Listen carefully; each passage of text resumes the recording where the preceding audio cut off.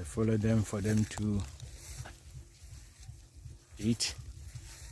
Got other farms here that they have planted their tents in there that I don't want them to eat, so I follow them wherever that they go so that they're not going to destroy someone's farm.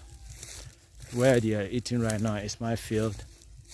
I haven't planted my corn yet, so I had to let them eat here. If you go to this side, there's some people's farm here, have their cassava and all that.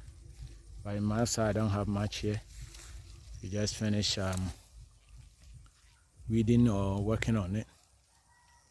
See, the corn there, they just destroy it. That's why I'm following them.